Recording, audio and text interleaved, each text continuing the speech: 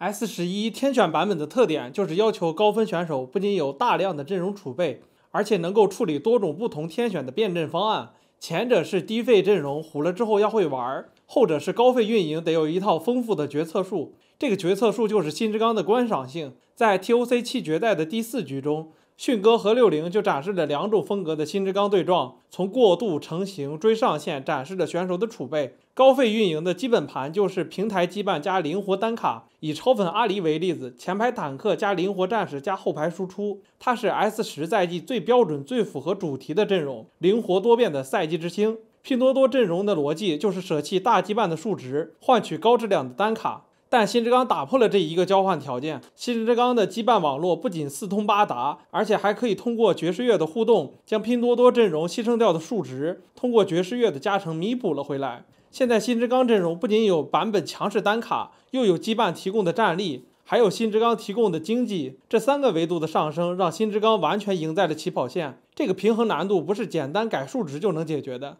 前面我们用了2期视频来讲，新之刚作为经济羁绊是优秀的。但这期视频就展现了新之刚作为主力羁绊超模的根源，它越优秀越说明 S10的内容缺失有多严重，因为这以前是羁绊海克斯的任务，完成高质量单卡和彩色羁绊的连接，现在却凭空消失了，所以 S10比赛的运营阵容基本上都绕不开新之刚。拳头在 S10的收获总结中提到，经过2个赛季对装备的改动，拉近了神装与非神装之间的差距，给装备增加了更全面的属性，拓宽了装备的使用场景，这一部分确实是来什么玩什么的基本要素。所以手人猫咪和曲靖同学他们根据自身新之刚的理解，对装备合成做了一个天梯表。分裂剑和反甲的评级靠前，主要源自于他们是固定伤害，前期大家血条短，战斗时间长，这2件装备通常能保证你场面上的战力，并且这版本的分裂剑杰、EZ、女警、佛耶哥、阿卡丽都可以带，所以分裂剑在 TOC 的登场率并不低。我们先看迅哥和60在7-2的10人口最终对决，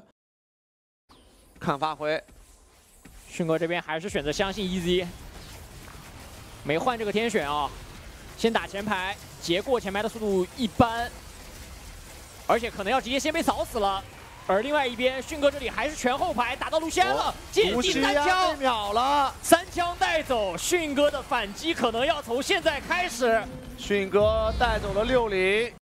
新之刚的阵容向来不是追求4费卡锁血，而是在4阶段换血的同时，尽可能多的积累层数，吃更多的经济。通常根据你的天选定制阵容的整体方向，比如迅哥在4-1抽到了大腕天选 EZ， 这把就是传统前后排的新之刚。8级选择的是前排是机器人、扎克、波比。5-2升9级，前排逐渐替换成色提、厄洛伊加波比的前排组合。大腕天选的上限就是2星进，迅哥在6-1就准备好了进的关键装备，一件回蓝装。这把卢锡安只能是带偷偷和开爵士乐的工具人。6-5升10级，完成最后一块拼图，补出完美羁绊炸弹人。迅哥对经济和血量的转化方式比较有个人特点，比如在2阶段普通偷偷加光明偷偷加分裂剑打出连胜之后，并没有选择在4阶段精致连败吃层数，而是又打了一波小连胜。在5阶段和6阶段心平气和的慢地追阵容上限，用回合数的延长来换取经济的稳步提升，并没有选择激进的连败高经济锁血的打法，最终稳扎稳打的拿下了本局的胜利。60这里战士新之刚就是另一种思路，60这里战士新之刚就是另一种思路。之前我们提到了纸面上闭环的阵容是这样，但大多数情况下，你抽出天选战士之后是不会硬抽2星 EZ 的。